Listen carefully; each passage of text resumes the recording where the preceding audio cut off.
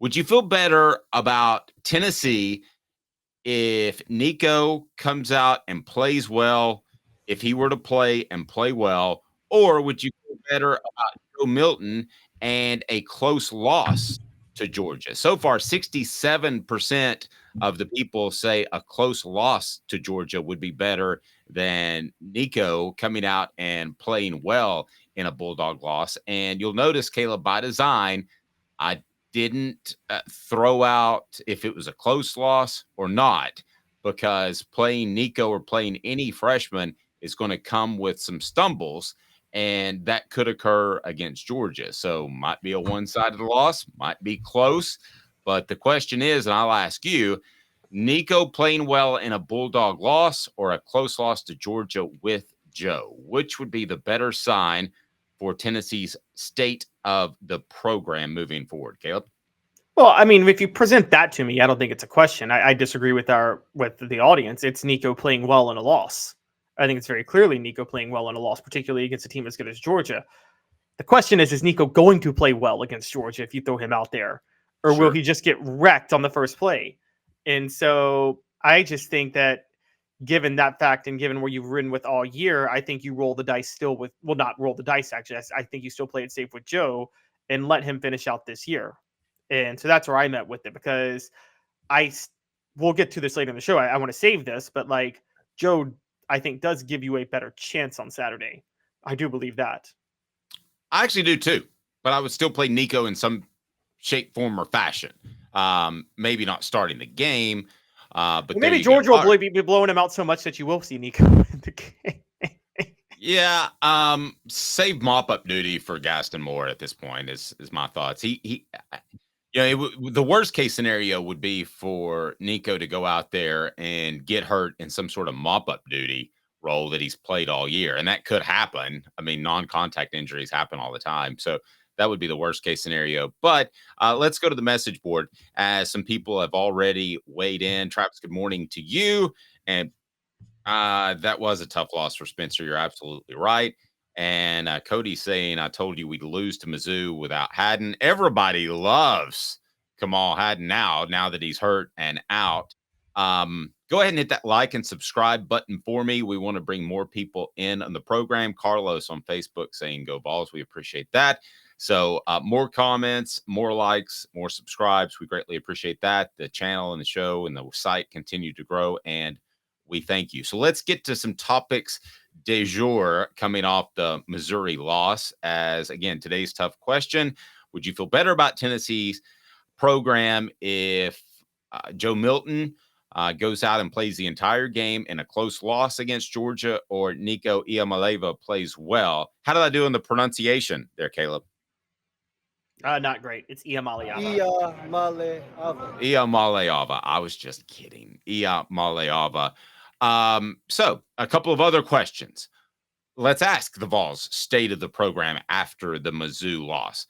I can wipe away the Florida loss with center Cooper Mays out and a lack of depth because of a coaching change 2.5 years ago. I can wipe that away.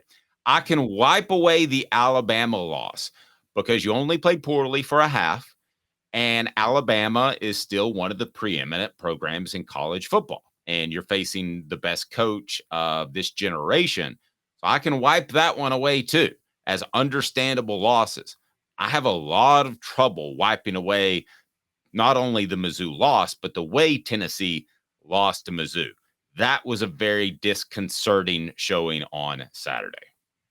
So what stands out to you more, the way Tennessee lost to Mizzou this year or the way they lost to South Carolina last year? Wow. That was brought up in our post-game show, Caleb. I almost look at them as like dogs and cats. I mean, those are two completely different games. And I still think, if not for the Jeremy Banks situation that week of missing a practice and getting into a tussle with Joe Milton, that Tennessee beats South Carolina. I know that sounds insane, as one-sided as it was, and I'm curious if you agree with that or not. I knew the weekend of the reason of the South Carolina debacle. I still don't understand this one. Does that make sense? Yeah, I feel you on that. I could maybe explain this away. There was no Jeremy Banks factor in the game. And there was also no, look, we know this. We both, I think, believe that South Carolina may have had access to Tennessee's defensive signals in that game last year. And Because of I the don't know whole if you Michigan scenario, for those that haven't followed it, it's quite possible, yes. Yes, it is very possible.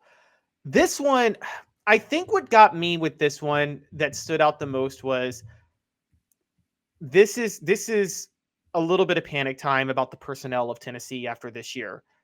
They have issues on the offensive line specifically, and they have issues at linebacker specifically that they still have not addressed in year 3. Now, when I say they have issues on the offensive line, that's not to knock the players in there, but they can't go 10 deep right now.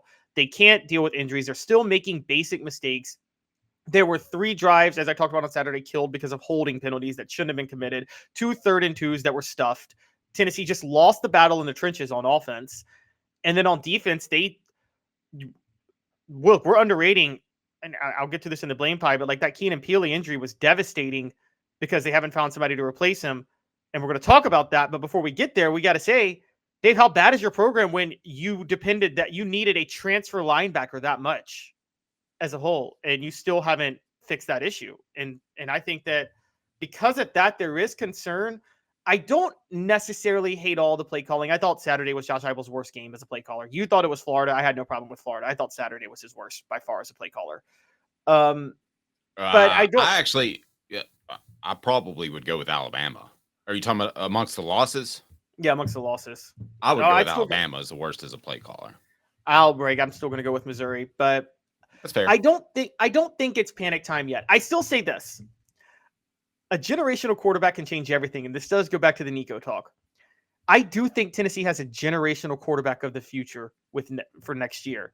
And a lot of coaches that have success, aka one who just got fired, have their success because a generational quarterback landed into their lap. I think Josh Heupel got a generational quarterback fall into his lap that we'll be seeing a lot of next year. Yep. All right. So I ask you these 3 questions, and I want to pose it to the message board as well. Where are the Vols as a program after the Mizzou loss? I would say that they're in the same place. They're middle of the pack in the SEC, the upper half for sure. I would say the upper third. However, I think, and I don't want to pick one guy specifically, but Elijah Herring, who you referenced the linebacker position, that guy should be playing defensive end. He doesn't have the hips to flip and get downfield, and he doesn't play sideline to sideline. So I think that would have been Arian Carter's position, or you would have slid Aaron Beasley back to the mic. So yeah, I understand the transition there, talking about injuries. So, but I do think you bring up a great question.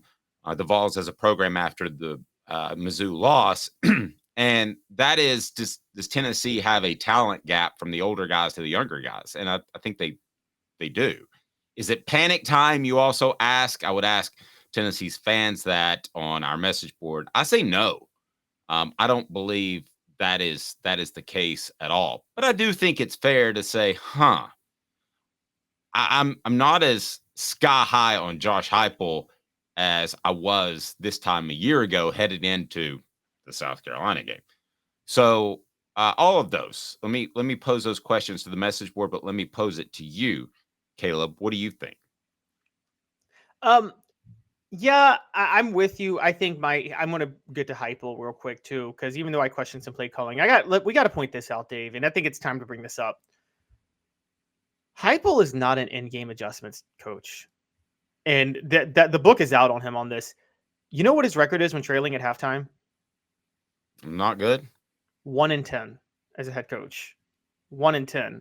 Now, again, a lot of those times are games where they're blowouts and he was going to lose. It didn't matter the first half or the second half. But you bring up the Alabama game, and at one point, I see that I'm looking at the play calling just from, was this the right play at this time? But I'm not thinking about it from an adjustments overall schematic standpoint. I don't think Josh Heupel really changes up his game plan at halftime. Do you? I haven't seen that yet. I think the idea is much like the option game, the running option, that should take care of itself. The safety should be somewhat in caught in the middle, and it should take care of itself. So I don't think he's had to make a lot of halftime adjustments, but that should be a muscle you should flex and be able to work, right? Yeah, exactly. I mean, so you think because I guess that's because Tennessee runs an offensive system, and there's a difference between running an offensive system and then just play calling play to play. Because Spurrier was call it play to play, right? It wasn't like some like system that you teach of like 3 plays or 4 plays. You're right.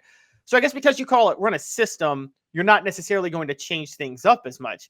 But I mean, Urban Meyer ran a system, and I thought he was pretty darn good at in-game adjustments, wasn't he? Even though he was a system coach. Yes, and I think that it's funny you bring up Spurrier. I think he was poor at halftime adjustments. I think he relied on his offense to find its way and the defensive talent to rise to the occasion. This from the message board. Does this team want Nico? The reaction to his first TD seemed overkill in a way that made me think that just a thought, not trying to start a rumor. So, does this team want Nico? As far as the upperclassmen, I don't know. Caleb, you brought up a great point that could signal it's time for a youth movement. You could have a ton of guys leave before the bowl game and opt out. But the question is, as you head into the offseason, there needs to be a sense of optimism around this program when it comes to recruiting and more. I'm not sure that you can get that with a close loss by Joe Milton to Georgia because Vanderbilt's Vanderbilt. Vanderbilt's going to happen. So, Caleb, I think listen, I'm not telling Josh Heupel how to coach. Okay. He's a better coach than me. But I'll tell you, if you want to win the PR battle, you're going to play Nico, right? There's no argument about that. If you want to win the PR battle, you play Nico. Just the PR battle. I don't think so. Only because there's some people that want to see Milton finish out the season. You want to keep the team together. And also, again, this debate that we're having right now, Dave, what is it? The second to last week of November, the second to last week of the regular season. This debate that we're having right now, it's all going to be forgotten next summer. Whether or not he plays Nico won't matter when next summer comes and you're focused on Nico as the starter for 2024 anyway. And I mean, I would disagree with that. If he goes out there against Georgia and let's say a split duty role and he's 16 of 22 for 185 yards against that defense, I think you're pretty excited. Yeah, but I think you're excited about Nico, period. I don't think I'm excited about it. And by the way, guys, you're probably going to see him in the bowl game. Dave, I think the chances are less than 50% Joe Milton plays in the bowl game.